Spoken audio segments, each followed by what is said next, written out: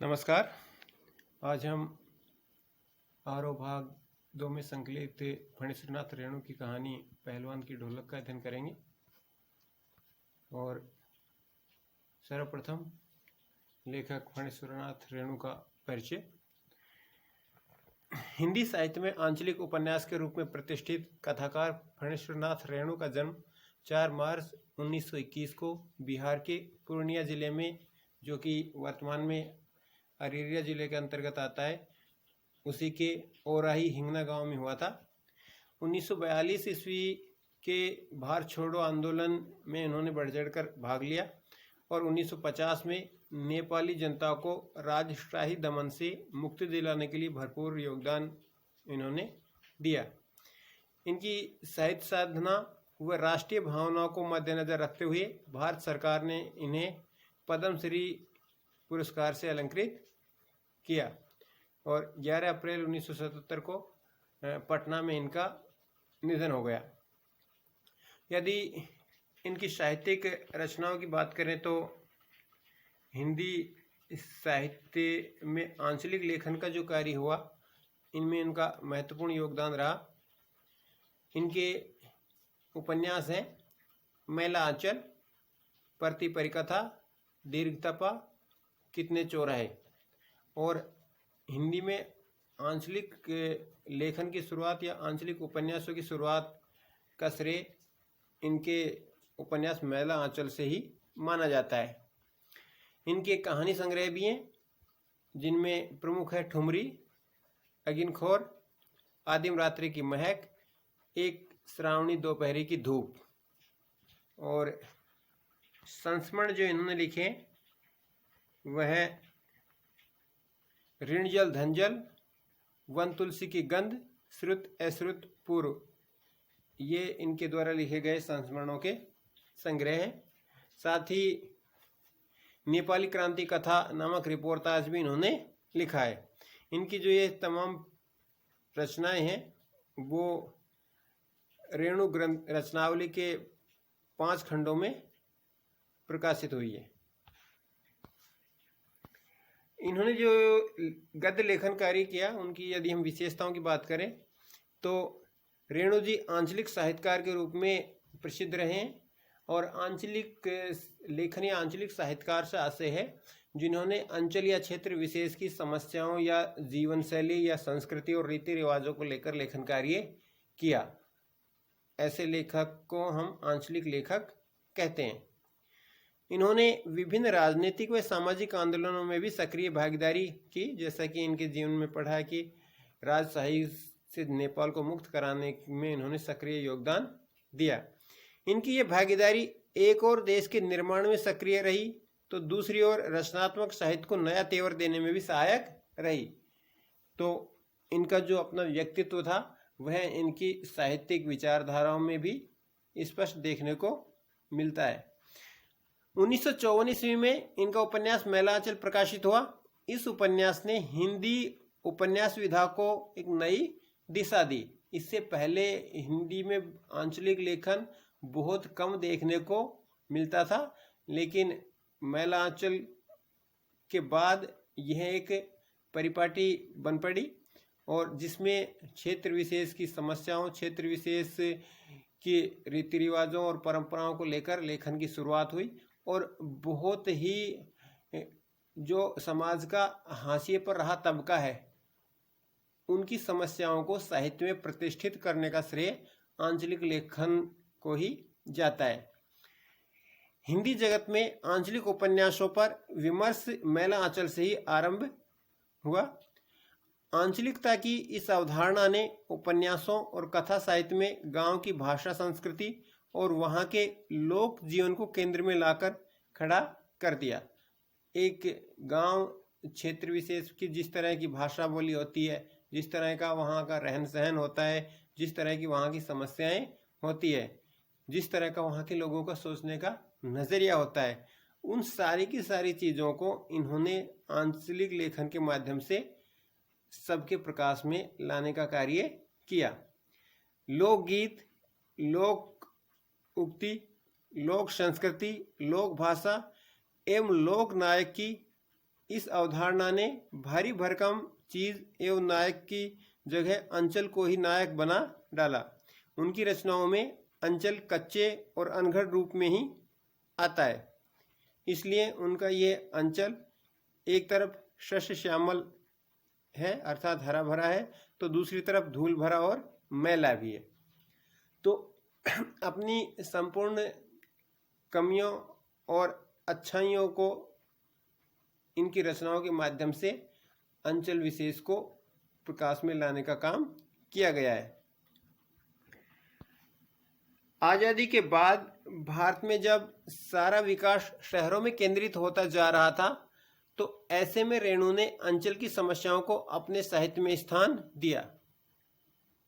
आजादी के बाद विकास हुआ और विकास भी शहरों में गांवों की तुलना में अधिक हुआ, तो गांव या अंचल विशेष जो साहित्यिक दृष्टि से उपेक्षित ही रहे थे, उन्होंने पहली बार गांव और गांव के लोगों की समस्याओं को अपने साहित्य के माध्यम से सबके सामने लाने का प्रयास इन्होंने किया।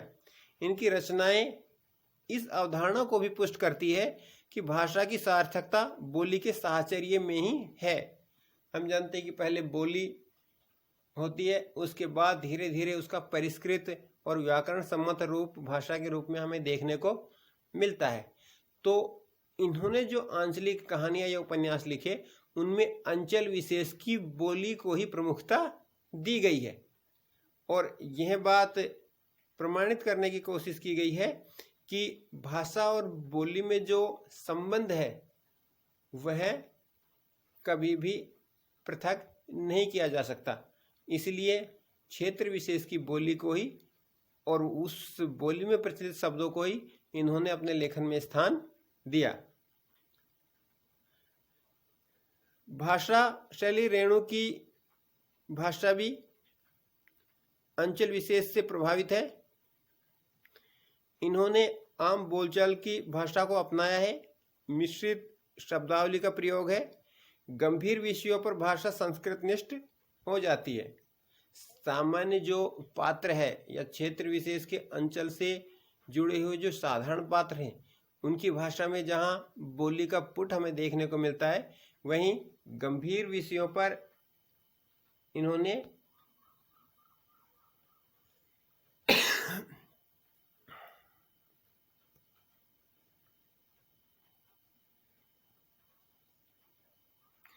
गंभीर जो विषय हैं उन पर वहाँ पर इनकी भाषा संस्कृतनिष्ठ हो जाती है, अर्थात संस्कृत शब्दों का प्रयोग भी वहाँ पर हमें देखने को मिलता है। भाषा में चित्रात्मकता बहुत मिलती है, यानी जो संवाद है या जिस तरह का परिवेश का वर्णन इन्होंने किया है, उसके माध्यम से हमारे मन में अंतःकरण में एक चित्र उभर कर आता है कि वह अंचल या क्षेत्र किस तरह का रहा होगा। भाषा प्रवाह के अनुसार वाक्य छोटे हो जाते हैं और विशेषणों का सुंदर प्रयोग भी हमें उनकी रचनाओं में देखने को मिलता है। अब यदि इनकी प्रस्तुत कहानी पहलवान की ढोलक की हम बात करें, तो यह भी इनकी प्रमुख प्रतिनिधि कहानियों में से एक है। कथाकार रेणु की समस्त विशेषताओं को एक साथ यह कहानी अभिव्यक्त करती है। रेणु की लेखनी में अपने गांव, अंचल एवं संस्कृति को सजीव करने की अद्भुत क्षमता है। ऐसा लगता है मानो हर एक पात्र वास्तविक जीवन ही जी रहा हो। पात्रों एवं परिवेश का इतना सच्चा चित्रण अत्यंत दुर्लभ है। दुर्लभ यानी बहुत कम देखने को मिलता है, जिसमें बड़े ही बेबाकी से पात्रों के व्यक्तित्व और उनकी समस्याओं को उभारने की कोशिश की गई है। दुर उपसर्ग यहाँ पर है और लभ्य मूल शब्द होता है। दुर्लभ यानी जो बहुत कम देखने को मिले। रेणु वैसे गिने चुने कथाकारों में से है जिन्होंने गद्य में भी संगीत पैदा कर दिया है, अन्यथा ढोलक की उठती गिरती आवाज और पहलवान के क्रियाकलापों का ऐसा सामंजस्य दुर्लभ है। गद्य में भी एक संगीत और नाद सौंदर्य इन्होंने पैदा किया है। और हम कहानी में देखेंगे कि जो प्रमुख किरदार है पहलवान, वह कुश्ती के आयोजन में ढोलक की थाप के अनुसार अपने दावपेच दिखाता है। इन विशेषताओं के साथ रेणु की यह कहानी व्यवस्था के बदलने के साथ लोक कला और उसके कलाकार के अप्रासंगिक हो जाने की कहानी है। समय के बदलाव के साथ साथ बहुत सारी लोक कलाएं और लोक कलाओं को करने वाले जो कलाकार थे उनका महत्व घटता जा रहा है। और उसी बात को इस कहानी के माध्यम से लेखक ने दर्शाने की कोशिश की है कि जैसे जैसे आधुनिक युग में हम जी रहे हैं, उसमें परंपरागत लोक कलाकार का कोई महत्व नहीं रह गया है और उनकी कलाओं की भी कोई कद्र नहीं देखने को मिलती है। राजा साहब की जगह नए राजकुमार का आकर जम जाना सिर्फ व्यक्तिगत सत्ता परिवर्तन नहीं, बल्कि जमीनी पुरानी व्यवस्था के पूरी तरह उलट जाने और उस पर सभ्यता के नाम पर एकदम नई व्यवस्था के आरोपित हो जाने का प्रतीक है। कहानी में जो राजा साहब थे, उनके निधन के बाद उनका पुत्र जो राजकाज संभालता है, वह राजाश्रय में पल रहे पहलवान की सारी सुविधाएं छीन लेते हैं और उसे दरबार से बहिष्कृत कर देते हैं। तो संपूर्ण जीवन दरबार में बिताने के बाद वह गांव में चला जाता है और वहां अपनी रोजमर्रा की जरूरतें पूरी करने के लिए निरंतर संघर्ष करने लगता है।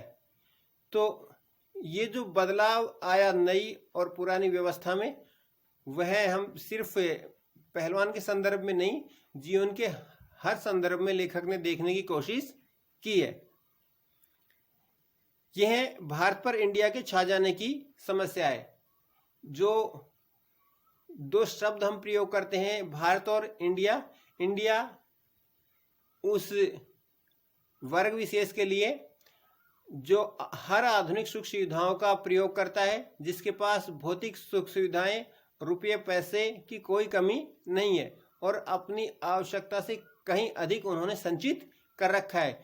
जबकि भारत उन बहुसंख्यक लोगों का प्रतिनिधित्व करता है जो अपनी रोजमर्रा की जरूरतें पूरा करने के लिए भी प्रतिदिन जिद्दोजहद करता रहता है।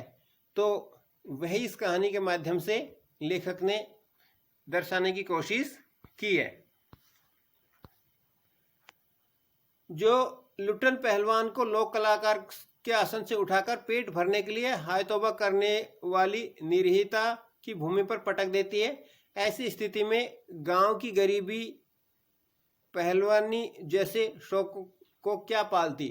अर्थात जब वह दरबार से निकाल दिया जाता है और गांव में रहता है, तो पहलवान का शौक पूरा करने के लिए जिस तरह के खान पान की ज़रूरत महसूस होती है, वह बिल्कुल भी पूरी नहीं हो पाती। यहाँ तक कि पेट भरने के लिए रोटियां भी उनको बड़ी मुश्किल से ही मिल पाती। फिर भी पहलवान जीवट ढोल के बोल में अपने आप को न सिर्फ जिलाए रखता है, बल्कि भूख व महामारी से दम तोड़ रहे गांव को मौत से लड़ने की ताकत भी देते रहता है। शब्द जो जीवट आया है, जिसका आज से होता है परिश्रम और साहस रखने वाला। तो यहाँ पर भले ही दरबार से निकल जाने के बाद पहलवान के जीवन में मुश्किल आ जाती है, लेकिन उनके अंदर जीवन जीने की जो जिजीविषा है वो किसी भी रूप में कम नहीं होती। वह जब गांव में भूख और महामारी फैलती है, लोग चारों तरफ दम तोड़ रहे थे बिना इलाज के, तो ऐसे में भी वह अपने ढोलक की थाप देकर उन गांव वालों को जीने की प्रेरणा देता है। कहानी के अंत में भूख महामारी की शक्ल में आए मौत के षड्यंत्र जब अजय लुट्टन की भरी पूरी पहलवानी को फटे ढोल की पोल में बदल देते हैं, तो इस करुणा त्रासदी में लुट्टन हमारे सामने कई सवाल छोड़ जाता है।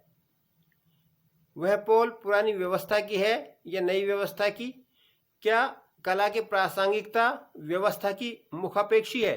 अर्थात जो हुनर या जो कला एक व्यक्ति के अंदर है वो सिर्फ उस दरबारी संस्कृति पर आश्रित है कि यदि कोई दरबारी राजा या राजकुमार किसी कला को प्रश्रय देगा तो ही वह उन्नति कर पाएगी, और यदि उन्होंने आश्रय नहीं दिया तो क्या वह कला खत्म हो जाएगी? इस बात पर भी यह प्रश्न उठाया गया है। अथवा उसका कोई स्वतंत्र मूल्य भी है। मनुष्यता की साधना और जीवन सौंदर्य के लिए लोक कलाओं को प्रासंगिक बनाए रखने हेतु हमारी क्या भूमिका हो सकती है? निश्चय ही यह पाठ हमारे मन में भी ऐसे कई प्रश्न छोड़ जाता है कि कोई भी कला समाज के लिए होती है और समाज के प्रत्येक व्यक्ति का दायित्व है कि उन कलाओं का संवर्धन करे, बजाय इसके कि वह शासक की दया पर या उसकी अनुकंपा पर निर्भर हो जाए। ऐसे कई ज्वलंत प्रश्न इस कहानी के माध्यम से उठाने का प्रयत्न लेखक ने किया है। अब यदि इस पाठ के शब्दार्थ या शब्द संपदा की बात करें तो बहुत सारे आंचलिक शब्दों का प्रयोग हमें देखने को मिलता है। उन सभी पर हम पृष्ठवार चर्चा कर लेते हैं। तो पृष्ठ संख्या जो 108 है उसमें शब्द आते हैं भयात यानी भय से पीड़ित, सन्नाटा अर्थात चुप्पी, निस्तब्धता यानी गतिहीनता, चेष्टा का अर्थ होगा कोशिश, ज्योति यानी प्रकाश, श्रवण होना यानी खत्म होना, और कृंदन यानी विलाप या रोना। इसी तरह येचक शब्द आता है तो ध्यान रखिएगा, इसका अर्थ होता है उल्लू। कै यानी उल्टी करना, टेर पुकार, कठ गला, ताड़ना यानी भापना, घुरा गंदगी का जो ढेर होता है उसको घुरा कहते हैं, मन मारना यानी उदास होना, इच्छा को समाप्त करना, भीषणता यानी भयंकरता, ताल ठोकना यानी किसी को चुनौती देना, ललकारने का अर्थ भी लड़ने का निमंत्रण देना, और संजीवनी यानी दूसरों को जीवन देने वाली। इसी तरह पृष्ठ संख्या जो 110 है उनमें जो शब्द आए उसमें धारोष्ण यानी दुधारू पशु के थनों से निकला जो ताजा दूध होता है उसे कहते हैं। मार्शल जिस पर मांस चढ़ गया हो। दाव पेच का अर्थ होता है तौर तरीके या टेक्निक या तकनीक। बिजली उत्पन्न करना यानी तेजी से जगा देना, चुनौती यानी ललकार, और पट्ठा यानी पहलवान। टाइटल जो शब्द है वो पदवी के लिए जो टाइटल बोलते हैं, ये आंचलिक शब्द उच्चारण होने की वजह से टाइटल कहा गया कहानी में। किलकारी भरना यानी खुशी प्रकट करने के लिए गले से जो आवाजें निकलती है। दुलकी लगाना यानी उछल उछल कर खेलना, और किंचित का मतलब शायद। स्पर्धा का अर्थ मुकाबला, और खलबली मचना यानी हड़कंप मच जाना। इसी तरह पृष्ठ संख्या 111 पर जो शब्द है उनके अर्थ हैं गोश्त मांस, दुहाई विनती, अधीर का अर्थ है व्याकुल, जमायत यानी सभा, और बौछार करना अत्यधिक देना, पक्ष यानी समर्थन, विवश मजबूर, हलवा होना यानी पूरी तरह कुचल जाना, चित्त करना जमीन पर पीठ के बल लिटा देना या हरा देना।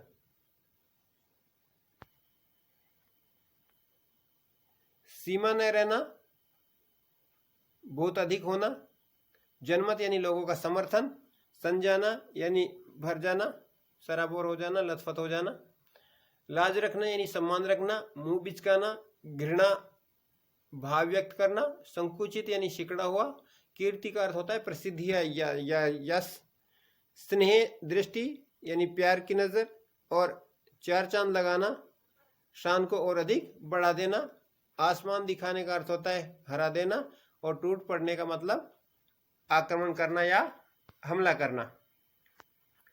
पृष्ठ संख्या 113 पर शब्द आए हैं दर्शनीय, देखने योग्य, अस्त व्यस्त, बिखरा हुआ, मतवाला, मस्त, चुहल यानी शरारत, और उदरस्त मतलब पेट में डालकर, हुलिया रूप सज्जा, अबरख ये रंगीन चमकीला कागज होता है, अक्सर बच्चे के जो चश्मा होते हैं खेलने के लिए या उनके बहलाने के लिए, उसमें इन रंगीन कागजों का प्रयोग किया जाता है।